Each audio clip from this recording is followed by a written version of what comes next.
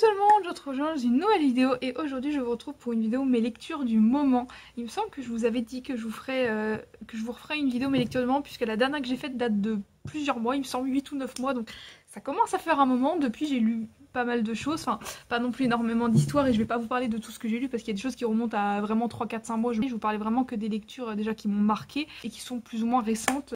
J'ai 4 lectures du coup dont je vais vous parler, plus mes lectures qui sont en cours, dont je vais vous parler du coup mais un petit peu moins puisque du coup je les ai pas terminées, donc j'ai pas vraiment un avis définitif dessus, mais je vais vous dire quand même ce que je suis en train de lire en ce moment. Je vais regarder sur mon petit carnet, je l'ai commencé fin mars, en fait c'est un carnet où je note tous les films que je regarde, les séries que je regarde, les livres que je lis, en fait tout ce que je consomme entre guillemets. Je note mon avis, je note sur 5 étoiles un peu, je fais une note, je note la date à laquelle j'ai terminé de regarder ou de lire ou bref de consommer cette œuvre, on va dire. Je voulais garder une trace en fait de ce que je lisais, des dates auxquelles je les lisais aussi et de mes avis vraiment sur le moment où je termine, et ça va me servir puisque du coup je vais pouvoir reprendre un peu mes avis, ce que j'ai noté vraiment sur l'instant où j'ai terminé mes lectures et voir si c'est toujours ce que je pense maintenant, s'il y a d'autres choses en plus depuis et tout ça.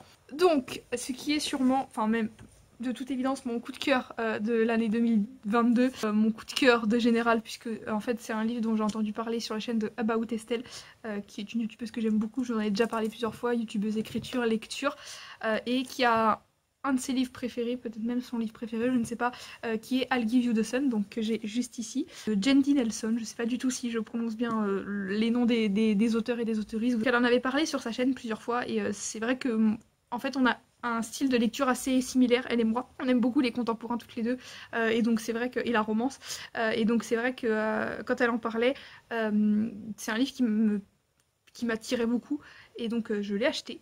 Et je l'ai adoré, et c'est clairement devenu mon livre préféré sans aucune hésitation. Je pense que d'ailleurs vous pouvez voir que je suis en train de le relire en ce moment pour la deuxième fois. Je suis clairement en train de la noter, genre vraiment il y a des post-it partout. Je vais essayer de vous faire un résumé sans spoiler, mais peut-être qu'il y aura des spoils d'ailleurs dans cette vidéo. Je vais essayer de pas en faire, mais voilà. C'est l'histoire de deux jumeaux, donc Noah et Jude, qu'on retrouve en fait c'est une histoire qui s'alterne sur deux points de vue, donc le point de vue Noah et le point de vue de Jude, qui sont à deux temporalités différentes. En fait quand on est du point de vue de Noah, on est à leurs 13 ans. Et quand on est du point de vue de Jude, on est à leurs 16 ans, donc 3 ans après, et en 3 ans il s'est passé beaucoup de choses. Ça je vous le spoil pas parce qu'on l'apprend dès le départ, peut-être même dans le résumé d'ailleurs, dans la 4e de couverture, je crois que c'est dit. En fait leur mère décède, et ça va entraîner beaucoup de choses dans leur vie évidemment, et beaucoup de révélations. Ils étaient des jumeaux très très soudés quand ils avaient 13 ans. À leurs 16 ans ils ne sont plus comme ça, ou du moins en apparence. Je pourrais clairement vous parler de ce livre pendant des heures, rien que ce livre, donc j'essaie de me calmer un peu, mais pour résumer, ce que j'ai beaucoup aimé, c'est la relation entre les deux jumeaux, entre Noah et Jude. Il y a beaucoup de thèmes exploités que j'aime beaucoup, notamment un très très gros côté axé créativité artistique à fond, puisqu'ils sont tous les deux, Noah aime beaucoup fait du dessin et Jude fait de la sculpture, entre autres, mais ils sont tellement tournés vers l'artistique, leur monde intérieur est exceptionnel. Beaucoup de thèmes qui sont abordés en fait qui m'ont énormément parlé, notamment la perte d'un proche, la relation entre les deux jumeaux. Il y a également de la romance, même si ce n'est pas l'axe principal de ce livre, et ce n'est pas pour une fois ce pourquoi j'aime cette histoire, ou pas que du moins, mais il y a deux histoires de romance qui sont juste merveilleuses, que je trouve magnifiques. Ce livre est rempli de bienveillance, mais en même temps de sincérité. Il y a également tout un côté psychologique autour de la relation qu'ils ont chacun avec chacun de leurs parents qui est différente. Ce que j'aime beaucoup, c'est que les deux points de vue sont très complémentaires des deux personnages en fait, et on ne comprend pas l'histoire avec que le point de vue de Noah, et on ne comprendrait pas l'histoire qu'avec le point de vue de Jude. C'est vraiment les deux points de vue liés qui font qu'on comprend l'histoire. Ils ont que leur point de vue à eux et pas le point de vue de l'autre. Il leur manque à chacun une part de l'histoire, et que nous on va comprendre puisqu'on lit du coup les deux points de vue, donc au fur et à mesure on va faire le lien entre les infos qu'on a des deux côtés, mais eux ils n'ont pas ces infos là jusqu'à quasiment la fin, et donc en fait l'histoire ne peut être que complète que si les deux jumeaux sont réunis et que si les deux parts d'histoire sont réunies, et c'est une histoire que je trouve très très belle, très très douce et en même temps très forte. Il y a tellement d'autres thèmes qui sont abordés en vrai, mais je pourrais faire une vidéo vraiment d'1 heure pour parler de cette histoire, mais en tout cas je l'ai beaucoup aimé et je vous le recommande. Vraiment c'est vraiment mon coup de cœur de l'année, je pense, mon coup de cœur ever. Ma seconde lecture du coup dont je voulais vous parler, c'est le tome 5 de la saga du manoir, que je n'ai pas avec moi, que je lis en papier cette saga, mais je l'ai pas avec moi puisque mon exemplaire est chez mes parents. Je vous avais déjà parlé du tome 3 et 4 dans ma précédente vidéo sur mes lectures du moment et je pense que j'avais déjà dû vous parler de cette saga qui est une saga jeunesse que j'ai connue quand j'étais au collège et j'étais assez nostalgique de les relire et du coup j'avais racheté le tome 1 et puis j'avais bien aimé donc là je me rachète tous les tomes au fur et à mesure. Ce tome 5 c'est Lou et l'île maudite. Dans le tome 1, je vais vous spoiler un petit peu le tome 1 du coup, on découvre un personnage qui s'appelle Liam qui arrive dans un manoir suite à une convalescence parce qu'il est atteint d'un cancer.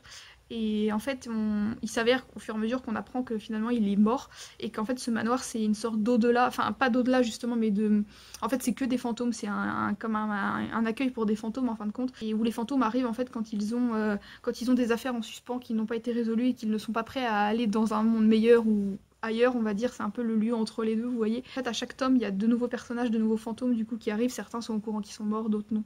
Et du coup, il y a de nouvelles histoires à chaque fois et c'est ce que j'aime beaucoup. Donc là, on a suivi le passage de Lou, j'ai bien aimé. C'est une lecture, du coup, j'ai mon petit carnet sous les yeux. Du coup, je l'ai terminé le 1er mai, donc c'est assez récent. Je l'ai commencé par contre il y a longtemps.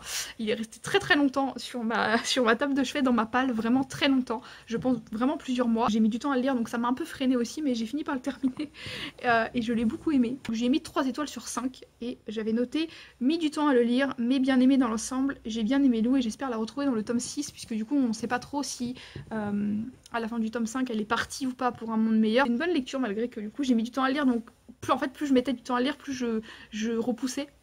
Parce que du coup je m'essoufflais un peu plus quoi. Moi quand je lis un livre j'aime bien le lire un peu d'une traite et être à fond dans l'histoire pendant un moment et le lire d'une traite, et du coup là ça m'a un peu retardé mais j'ai bien aimé malgré tout. Ensuite j'ai lu du coup Le ciel est partout, donc The Sky is Everywhere, du coup de la même autrice qui a écrit I'll Give You the Sun et donc Jen D. Nelson. Je l'ai lu du coup suite à ma lecture d'I'll Give You the Sun, en fait je l'ai lu dans mes recommandations Amazon Kindle et je me suis dit pourquoi pas le lire. J'ai lu le résumé qui m'avait bien plu. On suit du coup Lenny qui a 19 ans, 18 ans, 19 ans, quelque chose comme ça. Elle a perdu sa grande sœur Bailey qui est décédée d'une crise cardiaque. On va voir son deuil et comment elle va se reconstruire de ça et comment elle va apprendre à vivre sans sa sœur. C'est une histoire du coup que j'ai terminée le 23 avril 2022. Donc j'avais mis 3 étoiles sur 5 et j'avais noté que j'avais mis du temps à rentrer dans l'histoire, c'est vrai. Au début, pendant les je dirais les 20 premiers pourcents de lecture, ce qui est quand même déjà pas mal je trouve, je me demandais si j'allais accrocher. J'aimais beaucoup, enfin j'aimais bien. Je me suis dit ouais ça va être une lecture que je vais bien aimer mais sans plus, et en fait je pense que c'est parce que je l'ai lu après I'll Give You the Sun et que j'ai tellement aimé I'll Give You the Sun que tout ce que j'ai lu après forcément il y avait un petit goût de moins bien enfin selon mon avis évidemment hein. J'ai noté aussi que j'ai beaucoup aimé sa douceur et sa beauté. C'est une histoire qui est très très douce, qui est aussi tournée vers l'artistique puisque Bailey faisait du théâtre et que Lenny fait de la musique. Il y avait également de la romance, donc j'ai beaucoup aimé cette histoire qui était très touchante. Et on a vu, je trouve que ce qui était intéressant c'était un deuil où au final elle était triste évidemment d'avoir perdu sa sœur, mais où elle était... En fait de ce deuil ça lui a apporté aussi des bonnes choses et ça lui a permis de se libérer un petit peu elle se sentait un peu dans l'ombre de sa sœur. Et au final, malgré qu'elle soit très très triste de sa mort évidemment, mais ça l'a libérée d'une certaine manière. Ensuite du coup si je change carrément de registre, quoique il y a encore de la romance, on commence à me connaître, j'ai lu La maîtresse de la nuit de Charlie Faro, qui est une autrice indépendante que j'aime beaucoup, que je suis en tant que youtubeuse depuis des années. C'est vrai que c'est une personne que j'aime beaucoup et donc c'est vrai que ces histoires, j'ai commencé à en lire certaines, j'ai lu notamment Wedding Games, j'ai lu The Roses House, mais du coup ça fait assez longtemps que je les ai lus donc je vous en parlerai pas dans cette vidéo, mais j'ai beaucoup aimé ces deux histoires. Je l'ai terminé le 1er avril. Je lui ai mis du coup 4 étoiles sur 5. C'est l'histoire de Cassiopée, qui est une hybride. En fait, on est dans un monde où les vampires et les humains sont deux clans ennemis. Cassiopée est une hybride, c'est-à-dire qu'elle est mi-humaine, mi-vampire. Et donc, elle vit dans un village humain qui l'a toujours rejetée pour ce qu'elle était. Elle a toujours été rejetée partout où elle allait, que ce soit par les vampires ou par les humains, de sa nature en fait. Elle a toujours été considérée comme un monstre. Elle se retrouve à devoir...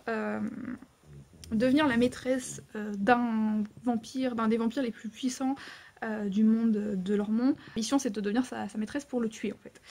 Et il s'avère qu'elle va se retrouver embrigadée dans un triangle amoureux avec 2 vampires que je ne saurais pas décrire, qui est juste incroyable. Vraiment j'ai adoré cette relation à 3. Je me suis notée du coup que j'avais trouvé le triangle amoureux incroyable. Il y avait du suspense, de la tristesse pour un événement en particulier qui me...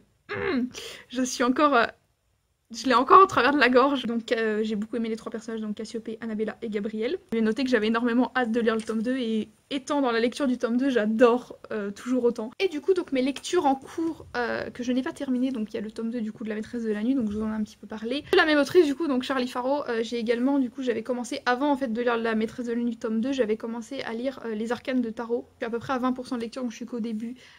Mais j'aime bien, c'est assez intéressant. Je pourrais pas trop vous faire un résumé de cette histoire parce que je suis qu'au début de l'histoire, donc j'ai un peu un avis, pas trop d'avis en fait, mais j'aime bien ma lecture pour l'instant. Je suis également en train de lire en papier du coup, qui est juste là, un livre que vraiment... le tome 5 de After. Je pense que ça fait une éternité que j'ai ces livres. J'ai lu les 4 premiers tomes depuis... je sais pas, bien 4-5 ans peut-être. Ce tome 5, je n'arrive pas à le finir. C'est pour ça que je l'ai ramené ici d'ailleurs, parce qu'avant il était chez mes parents, donc forcément depuis que je suis ici, je le lisais pas. Bon, After, je pense que vous connaissez, hein, romance full cliché, que je n'apprécie pas particulièrement. Quand j'ai acheté ces livres, j'appréciais ce type de romance, maintenant beaucoup moins.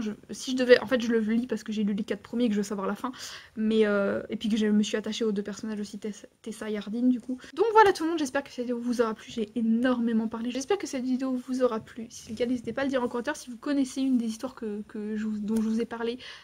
Si vous avez le projet de les lire, j'espère que j'ai pas trop spoilé, j'essaierai de couper au max, mais je suis désolée. Si vous avez lu du coup une des histoires dont j'ai parlé, n'hésitez pas à me le dire, n'hésitez pas à me dire ce que vous en avez pensé, si vous avez aimé ou pas. N'hésitez pas à laisser un j'aime, un commentaire, à activer la cloche et à vous abonner, ça me ferait toujours super plaisir.